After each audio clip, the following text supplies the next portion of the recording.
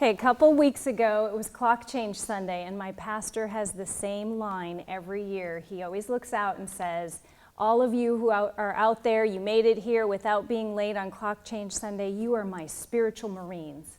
And so today, I know that there is a baseball game being played outside against our favorite rival, and you are sitting in these seats in the lecture hall instead of the stadium seats over there, and that makes you my academic Marines today. So thank you guys for choosing to be here and hear a little bit about the transformative topic of forgiveness with me.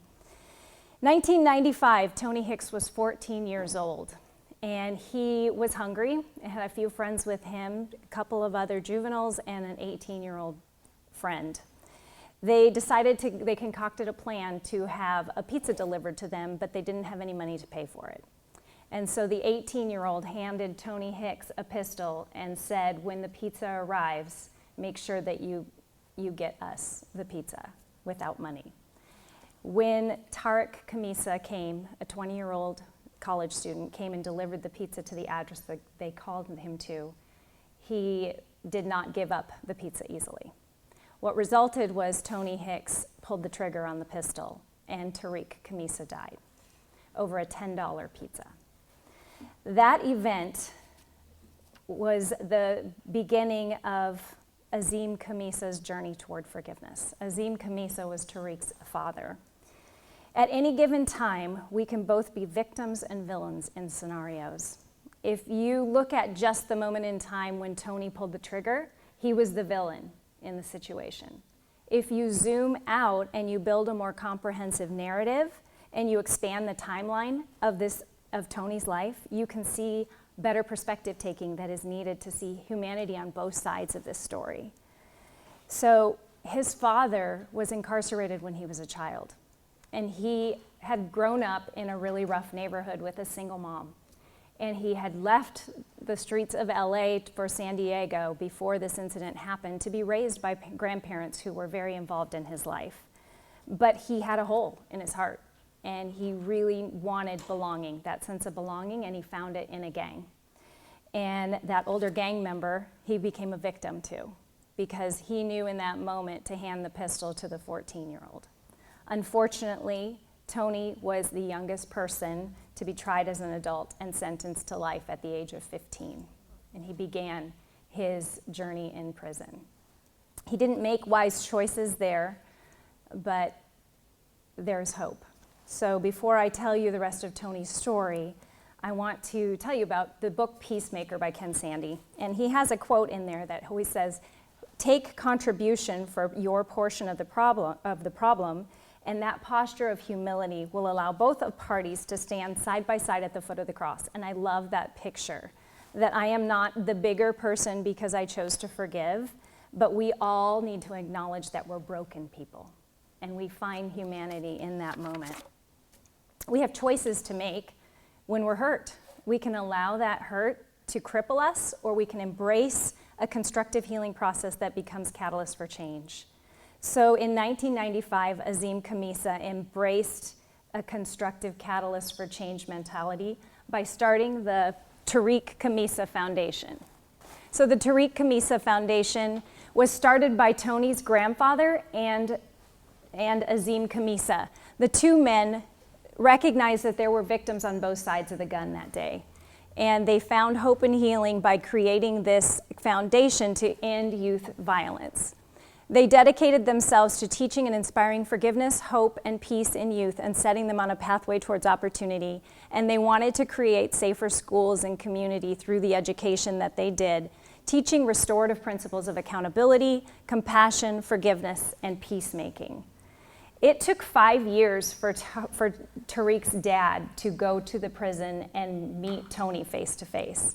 He started his forgiveness journey with the foundation, but it wasn't until 5 years later when he looked into the eyes of his son's killer did he find the compassion needed to continue his forgiveness journey.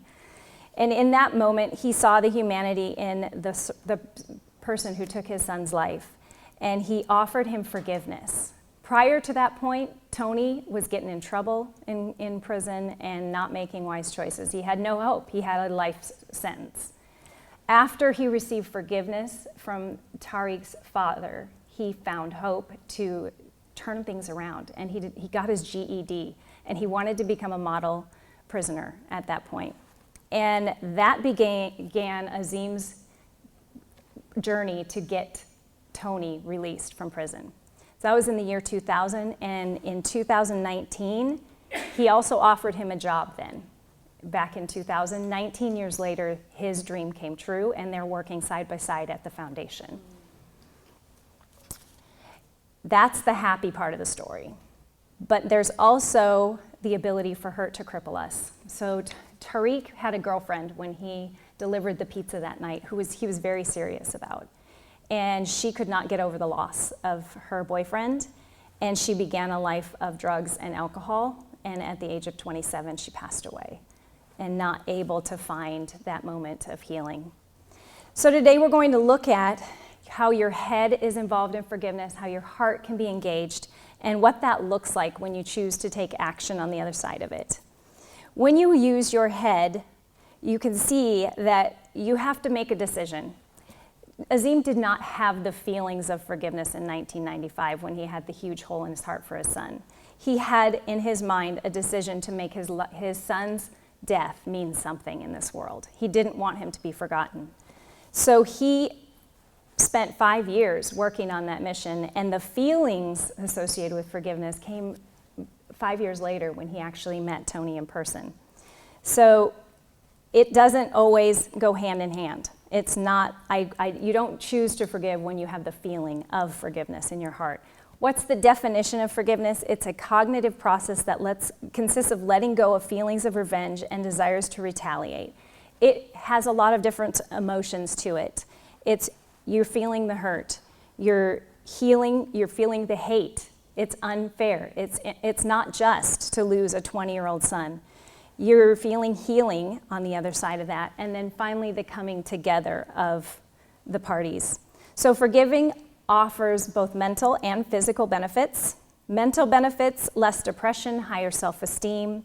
Physical benefits, you feel stress at a different level if you choose to forgive. And when we are stressed, it affects our body at a cellular level, which can be translated into even cardiovascular problems if we choose to be unforgiving. How many of us like pain? I don't like pain. I like to get ahead of pain when I'm taking my pain relievers. And it is shown that we actually experience physical pain differently if we have a forgiving nature versus an unforgiving nature. That's demonstrated really well in the documentary Forgiving Dr. Mengele, and it's about twins that were taken into Auschwitz and done horrible experiments on that had lifelong ramifications for what was done to them. In that documentary, Ava Kor does not find the ability to forgive through her faith. She does it because she wants to feel better. And it's really fascinating to look at the nonverbal communication of the Mengele survivors, the twins that have survived that horrible thing, because you can see in their countenance a difference between Ava's demeanor and then the other twins who just said, I don't know what it's like to be happy. And my kids have said, I've never seen you happy. And that is just such a sad reality, to spend your entire life trapped in a body that just is not able to move forward from that pain. So we all know it's good to forgive, right? But how do you do it? People just say forgive. How? How do you do that? Well, in Ken Sande's book, he says there are 4 promises you can make to kind of check yourself in your healing process and your forgiveness process. The first one is you're not dwelling on the incident any longer. The second one is an agreement that you will not bring that up and use it against the person again. The third is to not talk to others about the incident. And the fourth is I will not let it stand between us or hinder our personal relationship.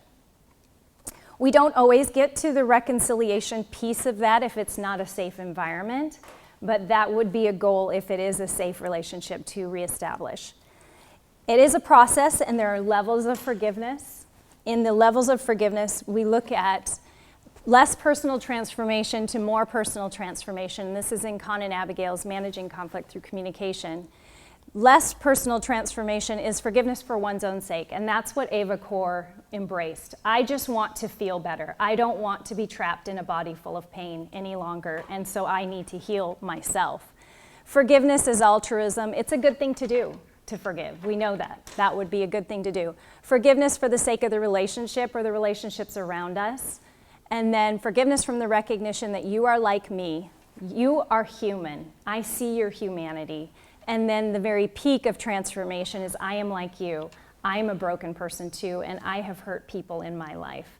So we are similar in that. Sometimes we think we are farther along in the forgiveness process than we really actually are, and we have to go back and loop back to the 4 promises and remind ourselves that it's a journey, and it doesn't happen in a clean, neat timeline. When we choose to forgive, we don't forget what happened. We just make a conscious choice to transform the meaning of the event. So in Robinson's Apology, Forgiveness, and Reconciliation book, he talks about some forgiveness models. One of them is therapeutic. This is not Augsburger's model, but the therapeutic one says that we forgive by choosing to heal ourselves by no longer allowing injustice to dominate our thoughts and feelings. And that comes predominantly from Fred Luskin's book, Forgive for Good. And it's also demonstrated in Forgiving Dr. Mengele. In the book, Robinson's book, Apology, Forgiveness, and Reconciliation, which is available for purchase on Amazon, you will see reflections from students from all backgrounds. So some of them have a faith background, some of them don't. Some of them are atheists, and they come from all different faith backgrounds, but they wrestle through the thoughts of forgiveness and what does that look like from all these different perspectives. Another one that you're probably more familiar with is the idea of redemptive forgiveness, which is an act of obedience to God out of gratitude for what He's done for us and a recognition that we're all broken people and we're born into a fallen world. Fuller theological professor David Augsburger says, forgiveness is not the act of canceling a debt or erasing the act of a wrongdoing. It is the discovery of our similarity. The highest level of forgiveness, according to Con and Abigail, again, you see that I am like you stage. The best example I can give you of that is Corrie ten Boom, who is also a survivor of the Holocaust. Her family all died in the concentration camps, and she made it her mission on the other side to go around telling people about forgiveness. One day, she found herself at a church with a prison guard in the audience, and he was beaming when it was over and said, I can't believe that you're giving me forgiveness after what I did. And she said, as he thrust her hand out to shake hers, she couldn't move. And she said, all of that feeling of being treated as an animal and stripped of humanity came flooding back to me. Even as the angry, vengeful thoughts boiled inside of me, I saw the sin in them. Jesus Christ had died for this man. Was I going to ask for more? Lord Jesus, I prayed, forgive me and help me forgive him. I tried to smile. I struggled to raise my hand. I could not. I felt nothing, not even the slightest spark of warmth or charity. And so again, I breathed a silent prayer. I said, Jesus, I cannot forgive him. Give me your forgiveness. As I took his hand, the most incredible thing happened. From my shoulder along to my arm, through my hand, a current seemed to pass from me to him, while into my heart sprang a love for this stranger that almost overwhelmed me. So I discovered that it was not on my forgiveness any more than on my goodness that the world's healing hinges, but it's on him. When he tells us to love our enemies, he gives, along with that command, the love itself. So the guard's ability to forgive himself in that situation enabled Corrie to, in obedience, also experience restoration in that moment. She recognized that her reticence to forgive in her heart was sin, and it made her a perpetrator in the situation equal to that prison guard. So now we've looked at our head. How does our heart get engaged in forgiveness? We can't generate empathy or reach hearts without authentic communication. The world tells us to cut people off who hurt us, but healing only comes when we're willing to draw near those who hurt us. Ephesians 4:15 says, speak the truth in love. It is our responsibility to tell others when we've been hurt. People can't read our minds. Even if they love us deeply, it's an unrealistic expectation for us to expect others to meet the needs.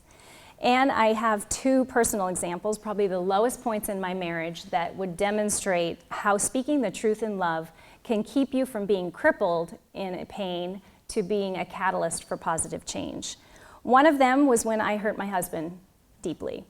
I had given up my career and I was raising two kids, teaching as an adjunct professor, and I was unsettled, to say the least. And he waited patiently for me to be appreciative of the life that we had together. And one night, I vividly remember, he said, "May I talk to you about something?"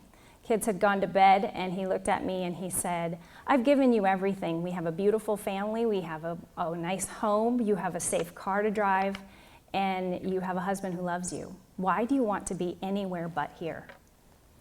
In that moment, I could have been defiant or defensive, and I just looked at him because I knew he was saying it in love, and I said, "You're absolutely right, and I need to find the answer to that question." And that was the catalyst for change when I applied for the program at Pepperdine and started my LLM in dispute resolution. And I finally found the side of the law that gave me that holistic healing that I had needed. And I have found a place at APU to invest into students and find the satisfaction that I could empower them in that regard. The other was when he severely hurt me. Our in-laws are on the other coast, and we only visit them once a year, and they only have two grandkids, which are our grandkids. So it was the last night of the visit, and my kids were outside playing, and my husband was running an errand for his mom, and they got tired, and they started bickering. I'm sure that you parents out there have had that moment. As soon as the wheels start falling off, what do? You say, "Okay, guys, let's wrap it up, let's take baths, let's get in bed and call it a day, because we have a big travel day tomorrow." So I'm doing that while my mother-in-law meets my husband in the driveway and says that I got in the way of her last minutes with her grandkids. So my husband walks in the house and he looks at me and he said, "Now what'd you do?" In that moment, I said, after 8 years of co-parenting with me, if you don't know me any better than that, we have some serious problems. That began 48 hours of us not speaking to one another. We traveled the next day 4 hours, spent the day on a boat, went to dinner with friends, have a beautiful picture of the two of us sitting next to each other, not having spoken a word, and went to a hotel room, made it fun for the kids. I didn't sleep all night. I wrote in the bathroom in the little free journal on the side of the bed about my thoughts and feelings. Got up the next day, flew home to San Diego, then drove from San Diego to Upland, or Ontario at the time. About Temecula, the kids finally fell asleep, and we're 48 hours into this silence mode, and we had never had this happen in our marriage before. And he said, "Are you ready to talk?" And I said, "I am." And I said, "What happened there was like if we are on the same football team, and I'm the quarterback, you were on the line. That day when the play went down, not only did you hit the sideline on me, you hit the locker room." And again, he had a moment. He could have been defensive. He could have said, "You're overreacting. That's unfair." He didn't. And he said, "You're absolutely right, and it won't happen again." And that promise was the catalyst for change in our marriage after a lot of years, me not feeling like he would pick me above others, and it's never happened again. So those are powerful moments where Proverbs 15 says, "He who listens to life-giving rebuke will be at home among the wise." I want people in my life who are going to speak the truth in love, that I can be a better person, so that I'm not crippled when I hurt people, but I can change. I can be better on the other side of it. I'm very passionate about this idea of restorative justice, and it allows the victim and offender in a crime to be in the same room to talk about what the experience was like and then craft a resolution going forward. One of these stories happened on a California freeway where some juveniles were throwing rocks at cars below on the freeway overpass. So this woman got hit by one, and the glass shattered in her windshield, and she saw her whole life flash before her. And she was asked, "Will you sit down and talk to these boys about what that felt like?" And so she did. And she gave her reflection on it, and they asked her, "What could these boys do to help you?" And she said, "Well, I own a home, and I don't have the strength to do a lot of things around the house. So it would be nice for me if they would come for 2 hours every Saturday during probation and do whatever I need to have done around the house." So the boys did that. They mowed the lawn, they hung pictures, whatever she needed done. After probation was over, 3 of the boys never came back, and one of the boys said, I just enjoy Saturday mornings, and I don't want this tradition to stop. I'm going to keep going, even though they are not watching me or making me report in. What that did is create such a strong bond. They drew near each other in the midst of pain. She ended up paying for all of his college education. Statistics from 2020 say that 77% of defendants will reoffend within 5 years. That boy was protected from those statistics because of the relationship that was generated. So now we've looked at your head, your heart. What does action look like? So the definition of reconciliation is it's a behavioral process. So now we've gone from our head to actually be a behavioral choice that requires actions to be taken to restore a relationship or to create one on the other side of forgiveness. So Matthew 5:23-24 says, if you are offering your gift at the altar and there remember your brother has something against you, leave your gift there in front of the altar. First, go and be reconciled with your brother, then come and offer your gift. What a strong statement that is. We were made to worship our Creator. And he says, I will forego that worship if you are not in unity with the creation that I have made. So go and make that right.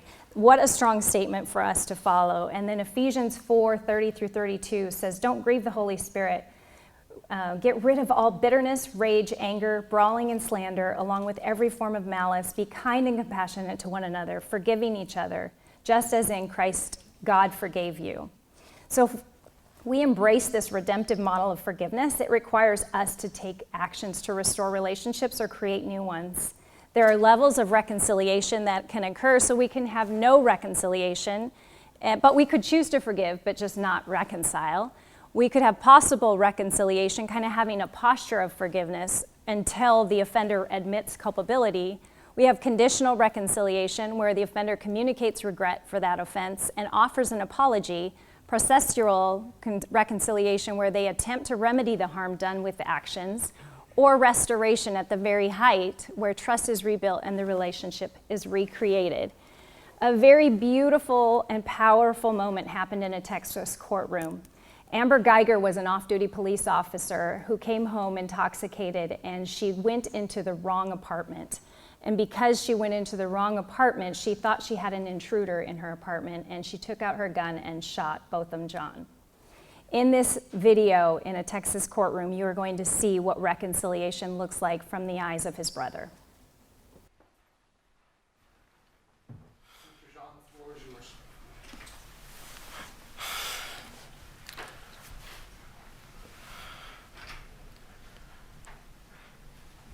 I don't want to say twice or for the 100th time what you've or how much you've taken from us. I think you know that. But I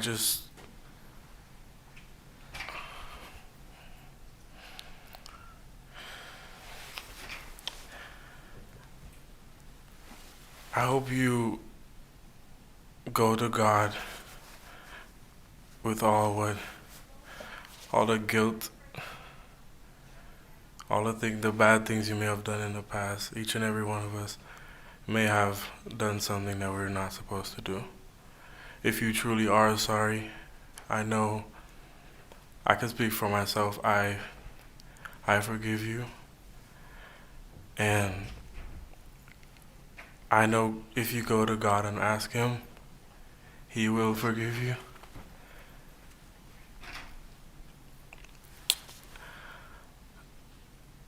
And I don't think anyone could say it.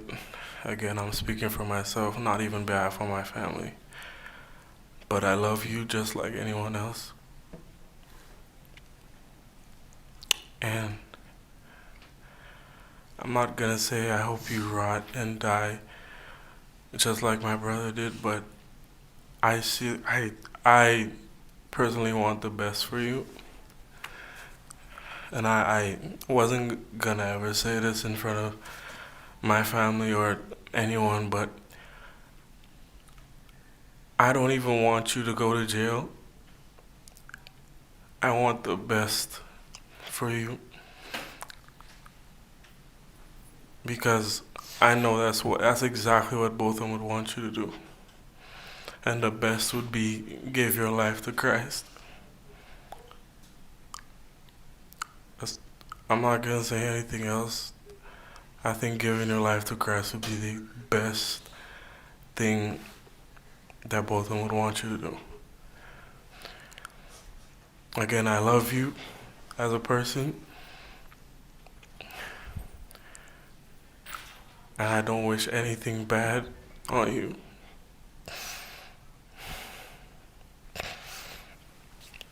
I don't know if this is possible, but can I give her a hug, please? Please? Yes.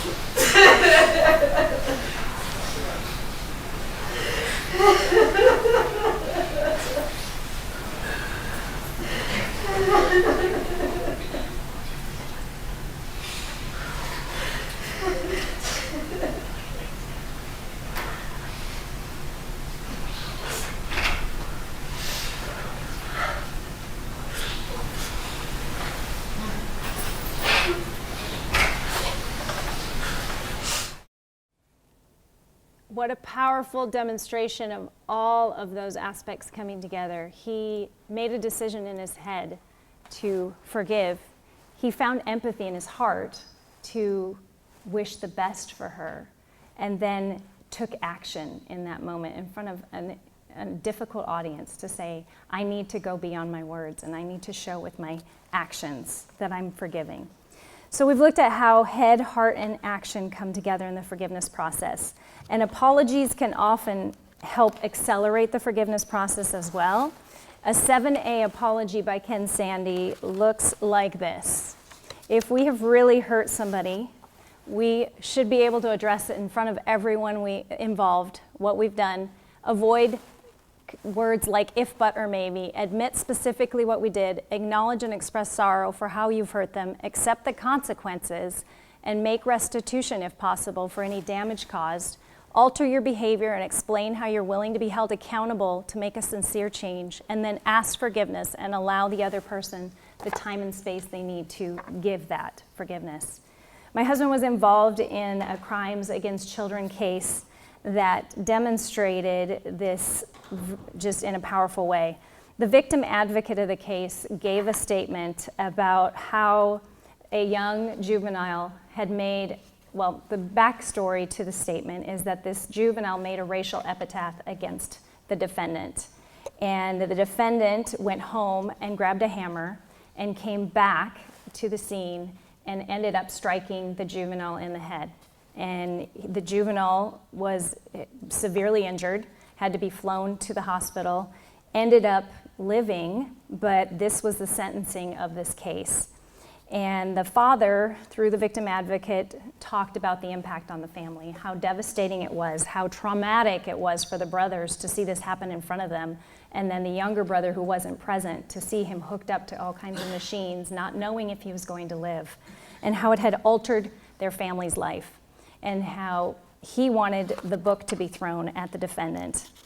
After hearing that, the defendant said he would like to have a moment to speak. And here's what he said. To the family, to the father, to the mother, to the young man, that day was not just bad for you, a nightmare for you. It was also a nightmare for me. I apologize for what happened that day. I did not seek trouble that day. I was just on my way home. Not only was your family hurt, sir, but so was mine. I have 4 kids of my own. I understand the pain that you're going through, and I know what it feels like to be scared that your children are going to be hurt. I'm not a monster, nowhere near it. That day occurred out of fear. I know I presented. I know I should have been stronger. I know I should have never stopped. I knew I should have kept going, but to set out and purposely hurt an innocent child was never my intention. It was never my plan or even in my thoughts. I was just going home. I was scared. I was a coward, yes, but I was scared. To the young man, God forgive me for what I've done. Not only were your parents praying, but my family prayed too. I was praying day and night, and my prayers were answered. Whatever I have to pay, whatever restitution I have to do, whatever it takes to make the situation better than what it is, I will do with no hesitation. All I seek is forgiveness, just a little. I'm sorry from the bottom of my heart. I'm sorry. You can call me a coward, sir. I accept that, but never a monster. To the young man, please, you don't have to live in fear of me or my family. I guarantee you will never set eyes on us again. From the bottom of my heart, I will keep praying. Till the day they put me in the grave, I will pray for you with no hesitation. I prayed today, I prayed this morning before I came, and I will pray for you tonight. I pray for your forgiveness. And normally when we say we ask for forgiveness and have to allow time, the power and the passion in that apology was quickly felt by the victim, and he said, now an 18-year-old, I'd like to speak. And he said, good morning. I want to say that I too am sorry for that day, and I forgive you for what happened. The court system usually doesn't get to see that kind of restitution, and I think you would say that's the most powerful moment you've had in a courtroom out of your whole career. So expanding the narrative in these stories allows us to see the humanity in the situation.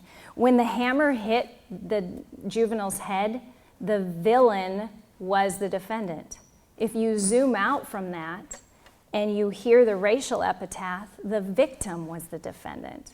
So we can see the humanity on both sides of the situation. So the world is broken and it's filled with pain. We all have felt that. There are divisions all around us, and forgiveness is that bridge that we need. Whether we find it in therapeutic ways without faith, or you find it through your faith in a redemptive nature, it's the lifeline for us. If we don't want to be crippled by the pain that we have felt, if we want it, we need to use it as a catalyst for positive change. So Ava Kaur, in that documentary, Forgiving Dr. Mengele, says, forgive your worst enemy and anyone who's hurt you. It will heal your soul and it will set you free. So today, this is a hard topic, and I don't know what's in your head as you hear about forgiveness. I don't know who's popping into your head as who you need to forgive, or whether it's yourself about something that you've been struggling to forgive yourself for, because we can hurt God, we hurt others, and we hurt our own self when we can't find forgiveness.